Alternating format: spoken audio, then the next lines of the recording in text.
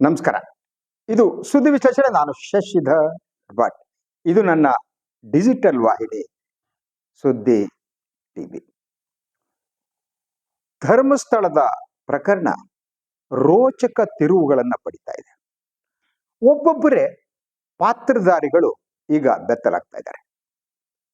ಕೆಲವರು ಮಾತನಾಡಿ ಬೆತ್ತಲಾಗ್ತಾ ಇದ್ದಾರೆ, ಕೆಲವರು ಮಾತನಾಡದೆ ಬೆತ್ತಲಾಗ್ತಿದ್ದಾರೆ, ಕೆಲವರು ತಮ್ಮ ಮಾತನ್ನ ತಿರುಚುವ ಮೂಲಕ ಬದಲಾಗ್ತಾ ಇದ್ದಾರೆ. ಸೊ ವೀರೇಂದ್ರ ಹೆಗ್ಗಡೆ ಅವರು ಮಾತನಾಡಿದ್ದರ ಬಗ್ಗೆ ನಾನು ವಿಶ್ಲೇಷಣೆ ಮಾಡಿದ್ದೀನಿ. ಏನು ಅವರ ಮಾತಿನ ಹಿನ್ನೆಲೆ ಏನು, ಬಿಟ್ವೀನ್ ದ ಲೈನ್ಸ್ ಸಿ, ಅದನ್ನ ವಿಶ್ಲೇಷಣೆ ಮಾಡೋಕೆ ಟ್ರೈ ಮಾಡಿದ್ದೀನಿ. ಒಟ್ಟಾರೆಯಾಗಿ ಅವರ ಆತ್ಮವಿಶ್ವಾಸ ಕುಸಿತಾ ಇದೆಯಾ, ಅವರು ಹೆದರಿದ್ದಾರೆ ಅನ್ನೋದ್ರ ಬಗ್ಗೆ ಮಾತನಾಡಿದ್ದೀನಿ. ಅದು ಬೇಕಾದ್ರೆ ತಾವು ನನ್ನ ವಾಹಿನಿಯಲ್ಲಿ ತಾವು ಇನ್ನೊಂದ್ಸಲ ಅದನ್ನು ಓದ್ಬಹುದು. ಅದರ ಲಿಂಕ್ ಅನ್ನ ಕ್ಲಿಕ್ ಮಾಡಿ ಅದಕ್ಕೆ ಸಂಬಂಧಪಟ್ಟ ಹಾಗೆ ಮುಂದಿನ ಬೆಳವಣಿಗೆ ಅದು ಯಾವುದು ಗೊತ್ತಾ? ನಿನ್ನೆ ಉಪಮುಖ್ಯಮಂತ್ರಿ ಡಿ.ಕೆ. ಶಿವಕುಮಾರ್ ಅವರು ನೀಡಿದ ಹೇಳಿಕೆ, ವೀರೇಂದ್ರ ಹೆಗ್ಗಡೆ ಅವರು ಹೇಳಿಕೆ ಮತ್ತು ಡಿ.ಕೆ. ಶಿವಕುಮಾರ್ ಅವರ ಹೇಳಿಕೆ ಸಂಬಂಧ ಇದೆಯಾ? ಡಿ.ಕೆ. ಶಿವಕುಮಾರ್ ಅವರು ಯಾವ ಸಂದೇಶವನ್ನ ಕೊಡಕ್ ಟ್ರೈ ಮಾಡುತ್ತಿದ್ದಾರೆ, ಅದರಲ್ಲಿರುವ ಸಾಮ್ಯತೆಗಳು ಯಾವುವು? ಇದನ್ನ ನಾನು ತಮಗೆ ವಿಶ್ಲೇಷಿಸುವುದಕ್ಕೆ, ತಿಳಿಸುವುದಕ್ಕೆ ಇಷ್ಟಪಡ್ತೀನಿ. ನಿನ್ನೆ ತಮ್ಮ ನಿವಾಸದಲ್ಲಿ ಸುದ್ದಿಗಾರರ ಜೊತೆ ಮಾತನಾಡಿದ ಡಿ.ಕೆ. ಶಿವಕುಮಾರ್ ಇದ್ದಕ್ಕಿದ್ದ ಹಾಗೆ ಅವರ ಒಂದು ರೀತಿಯಲ್ಲಿ ಸಂತನಂತೆ ಮಾತನಾಡತೊಡಗಿದರು. ಆದರೆ ಈ ವಿಚಾರದಲ್ಲಿ ಅವರು ಸಂತರಲ್ಲ. ಡಿ.ಕೆ. ಶಿವಕುಮಾರ್ ಈ ವಿಚಾರದಲ್ಲಿ ಧರ್ಮಸ್ಥಳದ ಸಂರಕ್ಷಕರು. ಹಾಗಿದ್ದರೆ ಈ ಸಂರಕ್ಷಕರಾಗಿದ್ದವರು, ರಕ್ಷಕರಾಗಿರುವವರು, ಪಾರ್ಟಿಸಾನ್ ಆಗಿದ್ದವರು ಈಗ ತಮಗೇನು ಸಂಬಂಧ ಇಲ್ಲ ಅನ್ನುವ ರೀತಿಯಲ್ಲಿ ಅವರು ಮಾತನಾಡಿದ ಹಿಂದಿನ ಗುಟ್ಟೆ. ಹಾಗಿದ್ರೆ ಅವರ ಉದ್ದೇಶ ಈಡೇರಿದೆಯಾ? ಅವರು ಏನು ರಕ್ಷಣೆಯನ್ನ ಮಾಡಬೇಕು ಅಂತ ಹೊರಟಿದ, ರಕ್ಷಣೆಯ ಕೆಲಸ ಪೂರ್ಣ ಆಗಿದೆಯಾ? ಇಂತಹ ಪ್ರಶ್ನೆಗಳು ಉದ್ಭವ ಆಗ್ತವೆ. ಯಾಕೆಂದ್ರೆ ವೀರೇಂದ್ರ ಹೆಗ್ಗಡೆ ಅವರ ಮಾತಿಗೂ ಡಿ.ಕೆ. ಶಿವಕುಮಾರ್ ಅವರ ಮಾತಿಗೂ ಇರುವ ಅಂತರ್ ಸಂಬಂಧವನ್ನು ಕೂಡ ನಾವು ನೋಡ್ಬಹುದು. ಹಾಗಿದ್ರೆ ಏನ್ ಹೇಳಿದ್ದಾರೆ ಅವರು? ನಿನ್ನೆ ಮೊದಲನೇದಾಗಿ ಅವರು ಹೇಳಿದ್ದು, ಧರ್ಮಸ್ಥಳದ ಪ್ರಕರಣದಲ್ಲಿ ಜನರಿಗೆ ವಾಸ್ತವಾಂಶ ತಿಳಿಸುವುದಷ್ಟೇ ರಾಜ್ಯ ಸರ್ಕಾರದ ಉದ್ದೇಶ ಅಂತ ಹೇಳ್ತಾರೆ. ವಾಸ್ತವಾಂಶ ಅಂದರೆ ವಾಸ್ತವಾಂಶ ಏನು? ಡಿ.ಕೆ. ಶಿವಕುಮಾರ್ ತಮ್ಮ ವಾಸ್ತವಾಂಶ ಏನು ಅನ್ನೋದನ್ನ SIT ರಚನೆಯ ಸಂದರ್ಭದಲ್ಲೇ ಹೇಳ್ಬಿಟ್ಟಿದ್ದಾರೆ. ಅಂದ್ರೆ ಈ ವಾಸ್ತವಾಂಶ ತಿಳಿಸುವುದರಲ್ಲಿ ಯಶಸ್ವಿಯಾಗಿದ್ದೇವೆ ಅನ್ನುವುದು ಅವರ ಈ ಮಾತಿನ ಉದ್ದೇಶವ. ವಾಸ್ತವಾಂಶ ಏನು ಅಂತ ನೋಡೋಣ. SIT ರಚನೆಯಾದ ಸಂದರ್ಭದಲ್ಲಿ ಅವರು ಹೇಳಿದ ಮಾತು, ಇದು ದೊಡ್ಡವರ ವಿರುದ್ಧ, ವೀರೇಂದ್ರ ಹೆಗ್ಗಡೆಯವರ ವಿರುದ್ಧ ನಡೆದ ಷಡ್ಯಂತರ. ಡಿ.ಕೆ. ಶಿವಕುಮಾರ್ ಮಟ್ಟಿಗೆ ಇದು ಷಡ್ಯಂತರ, ಅದು ಅವರ ವಾಸ್ತವಾಂಶ. ಅಂದ್ರೆ ಈ ಷಡ್ಯಂತ್ರ ಅನ್ನುವುದೇನಿದೆ ಅದನ್ನ ತಿಳಿಸುವುದು ಅವರಿಗೆ ವಾಸ್ತವಾಂಶ. ಅರ್ಥ ಆಯ್ತಾ? ನೋಡಿ, ಆ ವಾಸ್ತವಾಂಶವನ್ನ ನಾವು ತಿಳಿಸುತ್ತೇವೆ ಅಂತ ಹೇಳಿದ್ರೆ ಅವರು ಆ ಸಾಧನೆ ಮಾಡಿದ್ದೇವೆ ಅದನ್ನ ಅನ್ನುವುದು ಅವ್ರ ಮಾತಿನ ಉದ್ದೇಶವ ಇರಬಹುದು. ಆ ಮುಂದಿನ ಸಾಲುಗಳು ಮುಂದೆ ಏನ್ ಹೇಳಿದ್ರು ಅವರು ನೋಡಿ, SIT ರಚನೆಯಿಂದ ನನ್ನ ಮೇಲಿದ್ದ ಕಳಂಕ ಕಳೆಯುತ್ತದೆ ಎಂಬ ವೀರೇಂದ್ರ ಹೆಗ್ಗಡೆ ಅವರ ಹೇಳಿಕೆ ಪ್ರತಿಕ್ರಿಯೆ ನೀಡ್ತಾರೆ. ಅವರು ಪ್ರತಿಕ್ರಿಯೆ ನೀಡಿ ಏನ್ ಹೇಳ್ತಾರೆ, ಹೆಗ್ಗಡೆಯವರ ಹೇಳಿಕೆಯನ್ನು ಮಾಧ್ಯಮಗಳಲ್ಲಿ ನೋಡಿದ್ದೇನೆ. ತನಿಖಾ ವರದಿ ಬರುವ ಮೊದಲು ಈ ಕುರಿತು ಪ್ರತಿಕ್ರಿಯೆ ನೀಡುವುದರಲ್ಲಿ ಅರ್ಥವಿಲ್ಲ ಅಂತಾರೆ. ಅಂದ್ರೆ ತಾನು ಯಾವುದೇ ಗುಂಪಿಗೆ ಸೇರದ ಒಬ್ಬ ನಿಷ್ಪಕ್ಷಪಾತ ಸಚಿವ ಅನ್ನೋದನ್ನ ಕಮ್ಯುನಿಕೇಟ್ ಮಾಡಕ್ ಟ್ರೈ ಮಾಡ್ತಾರೆ. ಇದರಿಂದ ಅಥವಾ ಬೇರೆ ಉದ್ದೇಶ ಇದೆಯಾ? Think it over. ಅಂದ್ರೆ ಈಗ ಈ ಒಂದು ವೀರೇಂದ್ರ ಹೆಗ್ಗಡೆಯವರ ಹೇಳಿಕೆ ಇದೆಯಲ್ಲ, ಆ ಹೇಳಿಕೆಯಿಂದ ತಮ್ಮ ಉದ್ದೇಶ ಏನು, ವಾಸ್ತವಾಂಶ ಅನ್ನೋದು ಈಗಲೇ ಜನರಿಗೆ ಗೊತ್ತಾಗ್ಬಿಡುತ್ತೆ ಅನ್ನೋ ಭಯದಿಂದ ಡಿ.ಕೆ. ಶಿವಕುಮಾರ್ ಮಾತಾಡದಂತೆ ಇದೆ. ಸೊ ಆ ಕಾರಣಕ್ಕೆ ಈಗ ಹೇಳ್ಬಾರ್ದು, ಸ್ವಲ್ಪ ವೇಟ್ ಮಾಡ್ರಿ, ನಿಮಗೆ ಬೇಕಾದಂಗೆ ಆಗುತ್ತೆ. ಗೊತ್ತಾಯ್ತಾ? ಈಗ ಸ್ವಲ್ಪ ಸುಮ್ಮನಿರಿ ನೀವು ಅನ್ನುವ ಅರ್ಥದಲ್ಲಿ ಅವ್ರು ಮಾತಾಡ್ಲಕ್ಕ.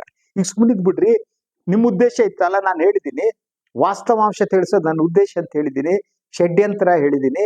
ಇದು ಷಡ್ಯಂತರದ ಆಂಗಲ್ ಏನಿದೆ, ಷಡ್ಯಂತ್ರದ ಆಂಗಲ್ಲೇ ನಾವು ಎಲ್ಲ ಮಾಡ್ತಾ ಇರೋದು, ಅಲ್ಲಿವರೆಗೆ ಸುಮ್ಮನಿರಿ ಅನ್ನುವ ಸಂದೇಶವನ್ನ ಡಿ.ಕೆ. ಶಿವಕುಮಾರ್ ಈ ಮಾತಿನಲ್ಲಿ ಕೊಟ್ಟಂತೆ ನನಗೆ ಕಾಣುತ್ತೆ.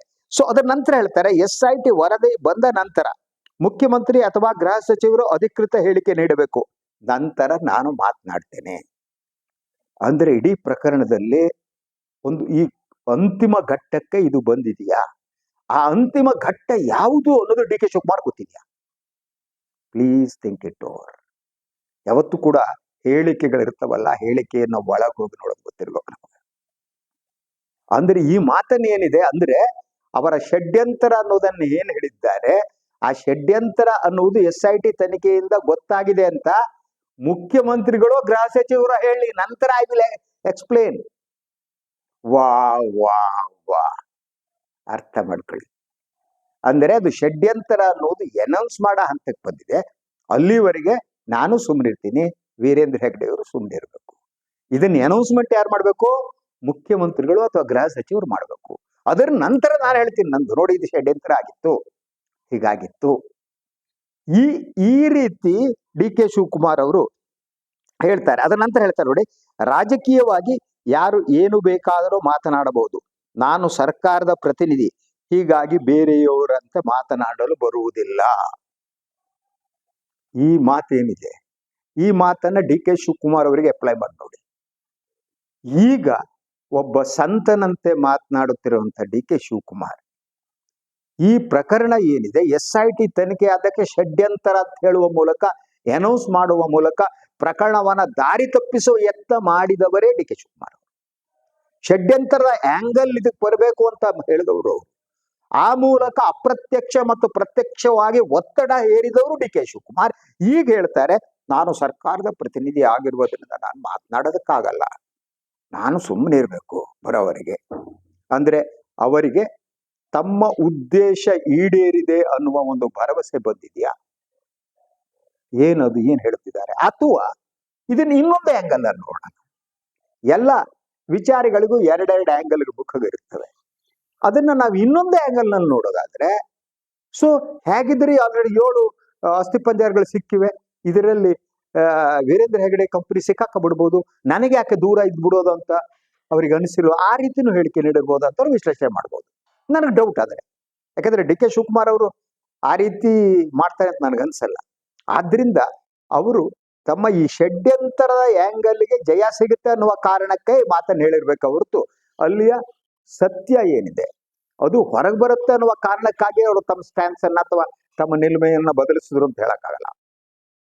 ನನಗೆ ಅತಿ ಬಹಳ ಅನಿಸುವುದು, ಅವರು ಈ ಮಾತು ಹೇಳುವುದಕ್ಕೆ ಕಾರಣ ಏನಿದೆ ಅದು ಅವರ ಷಡ್ಯಂತರದ ಆಂಗಲ್ಗೆ ಪುಷ್ಟಿ ದೊರಕ್ತಾ ಇದೆ ಅನ್ನೋದಕ್ಕೂ ಇರಬಹುದು, ಅದು ಇರಬಹುದು. ಅಂದ್ರೆ ಅದಿಲ್ಲದಿದ್ರೆ ಯಾಕೆ ಅವರು ಈ ಪ್ರಕರಣದ ಒಳಗಡೆ ಭಾಗಿದಾರರಾದವರು ಈ ಪ್ರಕರಣದಿಂದ ದೂರ ನಿಂತು ನೋಡುವ ಸ್ಥಿತಿಗೆ ಯಾಕೆ ಬಂದಿದ್ದಾರೆ? ಅವರು ಪ್ರಕರಣದ ಭಾಗಿದಾರರು. Is a partisan, is just like a lawyer of Veerendra Heggade. Is a lawyer. ಆ ಲಾಯರ್ ಅವರು ತಮ್ಮ ವಕೀಲಿ ವೃತ್ತಿಯನ್ನು ಅವರು SIT ರಚನೆಯ ಸಂದರ್ಭದಲ್ಲಿ ಘೋಷಿಸಿಬಿಟ್ರು, ನಾನು ವಕೀಲ. ಯಾಕಂದ್ರೆ ಇದು ಷಡ್ಯಂತರ ಅಂತ ಹೇಳುವ ಮೂಲಕ ಅವರು ವಕೀಲಿ ವೃತ್ತಿಯ ಕೆಲಸವನ್ನು ಆಗ್ಲೇ ಪ್ರಾರಂಭ ಮಾಡಿದ್ರು. ಅವ್ರಿಗೆ ಜಡ್ಜರಾಗಿ ಇನ್ನೊಂದಾಗಿ ಉಳಿದೇ ಇಲ್ಲ. ಆಕ್ಚುಲಿ ಅವ್ರು ನಿಷ್ಪಕ್ಷಪಾತದಿಂದ ಮಧ್ಯ ನಿಂತಿರ್ಬೇಕಾಗಿತ್ತು, ಅವ್ರು ಪಾರ್ಟಿದಾರ. ಆದ್ರೆ ಈಗ ತಾವು ಏನು ಮಾಡಿದ್ರು, ಯಾವ ಕೆಲಸವನ್ನ ಮಾಡಿದ್ರು ಅದಕ್ಕೆ ವಿರುದ್ಧವಾಗಿ ಈ ಮಾತಾಡಕ್ ಪ್ರಾರಂಭ ಮಾಡಿದ್ದಾರೆ. ನಾನು ಸಚಿವನ ಸರ್ಕಾರದ ಭಾಗ, ಸುಮ್ಮನೆ ಇರಬೇಕು. ಈ ಹೇಳಿಕೆ ನನಗೆ ಕುತೂಹಲ ಮೂಡಿಸೋದಕ್ಕೆ ಕಾರಣ ಇದ್ದೇನೆ. ಸೊ ಇದನ್ನ ನಾನು ಬೇರೆ ಬೇರೆ ಆಂಗಲ್ ಇಂದ ನೋಡ್ತಿದ್ದೀನಿ. ಅವರು ಯಾಕೆ ವೀರೇಂದ್ರ ಹೆಗಡೆ ಅವರ ವಕೀಲಿ ವೃತ್ತಿಯನ್ನ ಈ ಹಂತದಲ್ಲಿ ಬಿಟ್ಟಿದ್ದಾರೆ? ಒಂದು, ತಮ್ಮ ಕೆಲಸ ಮುಗಿದಿದೆ ಜಯ ಅಂತಿರ್ಬೋದು, ಅಥವಾ ನೀವು ಆ ವಕೀಲಿ ವೃತ್ತಿಯಿಂದ ಹೊರಗೆ ಬನ್ನಿ ಅಂತ ಕಾಂಗ್ರೆಸ್ ಹೈಕಮಾಂಡ್ ಹೇಳಿದ್ರು ಹೇಳ್ಬೋದು, ಮುಖ್ಯಮಂತ್ರಿ ಹೇಳಿರ್ಬೋದು, ನಿಮ್ಗೆ ಈ ವಕೀಲಿ ವೃತ್ತಿ ಬೇಡ, ಬರಲಿ ಅಂತ. ಯಾಕೆ ಬೇಕಾದ್ರೂ ಇರ್ಬೋದು, ಅದು ಹೇಗೆ ಅಂತ ಗೊತ್ತಾಗಲ್ಲ. ಆದ್ರೆ ಅವರು ಸದ್ಯದ ಮಟ್ಟಿಗಂತೂ ವೀರೇಂದ್ರ ಹೆಗಡೆಯವರ ವಕೀಲಿ ವೃತ್ತಿಯನ್ನ ಡಿ ಕೆ ಶಿವಕುಮಾರ್ ಬಿಟ್ಟಂತೆ ನನಗೆ ಕಾಣ್ತಾ ಇದೆ. ಸೊ ಅದಕ್ಕೆ ನೋಡಿ, ಅದ್ರ ಜೊತೆಗೆ ಇನ್ನೊಂದು ಹೇಳ್ತಾರೆ ಅವರು, ಇದು ಮಾಧ್ಯಮದವರಲ್ಲೂ ಏನು ಗೊತ್ತಾ, ನಮಗೆ ಈ ಸಜೆಸ್ಟಿವ್ ಕ್ವೆಶನ್ಸ್ ಅಂತ ಈ ಮಾಧ್ಯಮಗಳು ಸಜೆಸ್ಟಿವ್ ಕ್ವೆಶನ್ ಅನ್ನ ಕೇಳ್ತವೆ. ನಾವು ಬಹಳ ವರ್ಷ ಮಾಧ್ಯಮದಲ್ಲಿ ಸಜೆಸ್ಟಿವ್ ಕ್ವೆಶನ್ ಅಂದ್ರೆ ಏನು ಅಂದ್ರೆ, ಉತ್ತರ ಹೀಗೆ ಬರಬೇಕು ಅಂತ ಒಂದು ಸಲಹೆ ರೂಪದಲ್ಲಿ ಪ್ರಶ್ನೆಗಳನ್ನು ಕೇಳಲಾಗುತ್ತೆ ಮಾಧ್ಯಮದಲ್ಲಿ.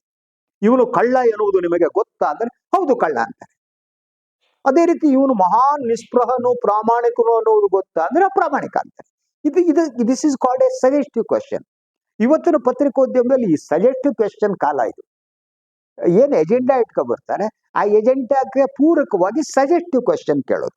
ಇಲ್ಲಿಗೆ ಸಜೆಸ್ಟ್ ಕ್ವಶನ್ ಅವ್ರಿಗೆ ಕೇಳಲಾಗಿದೆ. ನೋಡಿ, ಸುಪ್ರೀಂ ಕೋರ್ಟ್ ನಲ್ಲಿ PIL ವಜಾ ಆಗಿದ್ದರೂ ಸರ್ಕಾರದ ದಾರಿ ತಪ್ಪಿಸುವ ಕೆಲಸ ಮಾಡುತ್ತಿರುವ ಅವರ ವಿರುದ್ಧ ಕ್ರಮ ಕೈಗೊಳ್ಳುತ್ತೀರಾ? ಒಬ್ಬ ವರದಿಗಾರ ಕೇಳ್ತಾನೆ. ಅಂದ್ರೆ ಸರ್ಕಾರದ ದಾರಿ ತಪ್ಪಿಸುವ ಕೆಲಸ ಮಾಡ್ತಿದ್ದಾರೆ ಅಂತ ಈ ವರದಿಗಾರ ತೀರ್ಮಾನಕ್ಕೆ ಬಂದಿದ್ದಾನೆ. ಅವನು ತೀರ್ಮಾನಕ್ಕೆ ಬಂದಿದ್ದು ಯಾರಿಂದ? ಅದು ವೀರೇಂದ್ರ ಹೆಗಡೆಯವರ ಏಜೆಂಟ್ನಾಗಿ. ಇದು DK ಶಿವಕುಮಾರ್ ವಕೀಲರಾದ್ರೆ ಈ ಮಾಧ್ಯಮದವರು ವೀರೇಂದ್ರ ಹೆಗಡೆಯವರ ಏಜೆಂಟ್ರುಗಳು. ಇದಕ್ಕೆ ನಾನು ಎಂಜಿಲು ಪತ್ರಿಕೋದ್ಯಮ ಅಂತ ಕರಿತೀನಿ. ಅದಕ್ಕೆ ಅವ್ರಿಗೆ ಅದು ಬೇಕು. ಅದಕ್ಕೆ ಹೇಳ್ತಾ ನಾನು, ಸುಪ್ರೀಂ ಕೋರ್ಟ್ ನಲ್ಲಿ PIL ವಜಾ ಆಗಿದ್ದರೂ ಸರ್ಕಾರದ ದಾರಿ ತಪ್ಪಿಸುವ ಕೆಲಸ. ಸರ್ಕಾರದ ದಾರಿ ಯಾರ್ರೀ ತಪ್ಪಿಸಕ್ಕಾಗುತ್ತೆ? ನೀವು ಸರ್ಕಾರದ ದಾರಿ ತಪ್ಪಿಸ್ತೀರಾ? ನಿಜವಾಗಿ ಸರ್ಕಾರದ ದಾರಿ ತಪ್ಪಿಸುವ ಯತ್ನವನ್ನ ಮಾಡ್ತಿರೋದು ಮಾಧ್ಯಮ, ಮೇನ್ ಮಾಧ್ಯಮ. ಅವ್ರು ದಾರಿ ತಪ್ಪಿಸುವ ಕೆಲಸವನ್ನ ಅವ್ರು ಮಾಡ್ತಾ ಇದ್ದು ಅದನ್ನು ಹೋರಾಟಗಾರರ ಮೇಲೆ ಆಗ್ತಾ ಅವರು ಪ್ರಶ್ನೆ ಕೇಳ್ತಾರೆ. ಅದಕ್ಕೆ DK ಶಿವಕುಮಾರ್ ಉತ್ತರ ಕೊಡ್ತಾರೆ. ಈಗ ಈ ವಿಚಾರ ಚರ್ಚೆ ಬೇಡ. ನೋಡಿ, ಇಲ್ಲೂ ಕೂಡ ಒಂದು ಹಂತದಲ್ಲಿ ನಾನು ವಿತ್ಡ್ರಾನ್ ಮಾಡ್ಕೊಂಡಿದ್ದಾನೆ ಅನ್ನೋ ರೀತಿ ಅಪೂರ್ಣ ಮಾಡಲ್ಲ ಅವರು. ಅವ್ರು ಹೇಳ್ತಾರೆ, ಈಗ ಈ ವಿಚಾರ ಚರ್ಚೆ ಬೇಡ. ಸುಪ್ರೀಂ ಕೋರ್ಟ್ ಹಾಕಿದ್ದ ಅರ್ಜಿ ವಜಾಗೊಂಡಿರುವುದು PIL ಹಾಕಿದವರಿಗೆ ಸ್ಥಳೀಯವಾಗಿ ತನಿಖೆ ಮಾಡಲಿ ಎಂದು ಕೋರ್ಟ್ ಬೈದು ಕಳಿಸಿರೋದೇ ಅಲ್ಲ. ಸ್ಥಳೀಯವಾಗಿ ತನಿಖೆ ಮಾಡಲಿ ಎಂದು ಬೈದು ಕಳಿಸಿದ್ದೆ ಹೇಗಾಗುತ್ತೆ? ಈ ಉತ್ತರ ಮಾಧ್ಯಮಕ್ಕೆ ಬೇಕಾಗಿದೆ. ಯಾರು ಹೋರಾಟಗಾರರಿದ್ದಾರೆ, ಯಾರಿದ್ದಾರೆ, ಅವರ ಶಕ್ತಿ ಗುಂದಿಸುವ ಕೆಲಸ ಅದು. ಆ ಕೆಲಸ ಆಗ್ಬೇಕಾಗಿದೆ. ಯಾಕಂದ್ರೆ ಇವರು ಎಂಜಿಲಿ ಪತ್ರಿಕೋದ್ಯಮ ಮಾಡ್ತಿದ್ದಾರೆ. ಇವು ದೇರ್ ದ ಏಜೆಂಟ್. ಸೊ ವಕೀಲರು ಮತ್ತು ಏಜೆಂಟರ ನಡುವೆ ಮಾತುಕತೆ ನಡೀತಾ ಇದೆ. ಸೊ ಯಾರು ವೀರೇಂದ್ರ ಹೆಗಡೆ ವಕೀಲರಾದಂತ DK ಶಿವಕುಮಾರ್ ಆ ವಕೀಲಿ ವೃತ್ತಿಯಿಂದ ಹೊರಗಡೆ ಇದ್ದೇನಂತ ತೋರ್ಸಕ್ ಮಾತಾಡ್ತಾರೆ. ಅದಕ್ಕೆ ಪೂರಕವಾಗಿ ಇಂಥ ಪ್ರಶ್ನೆಯನ್ನ ಇವ್ರು ಕೇಳ್ತಾರೆ. ಸೊ ಅದಕ್ಕೆ ನೋಡಿ, ಕೋರ್ಟ್ ಎಲ್ಲವೂ ಗೊತ್ತಿದೆ. ದೆಹಲಿ ಬುರುಡೆ ತೆಗೆದುಕೊಂಡು ಹೋಗಿದ್ದ ಮಾಹಿತಿ ಇದೆ. ಆದರೆ ತನಿಖೆ ತಂಡದ ತನಿಖಾ ವರದಿ ಬರಲಿ ಅಂತಾರೆ.